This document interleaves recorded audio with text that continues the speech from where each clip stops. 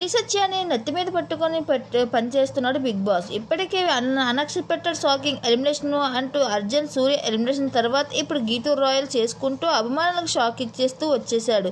ఈ గీతూ రాయల్ తన పిచ్చి పిచ్చి చేష్టలు కాకుండా తన తోపు అంటూ తన ఓవర్ కాన్ఫిడెన్స్ని కనిపిస్తుంది. అలాగే గీతు ఎంత అయితే చూపిస్తుందో శ్రీ సత్య కూడా అంతే ఓవర్ కాన్ఫిడెన్స్ కనిపిస్తుంది అని చెప్పవచ్చు. రేవంత్ సిహాన్ అండ చూసిన వినయ్ని టార్గెట్ చేస్తూ సూర్య కోసం ఓవర్ మాట్లాడుతూ ఆడటంతో పాటు సూర్య కోసం తన పర్సనల్ లైఫ్తో ఏడిపిస్తూ వచ్చేసింది.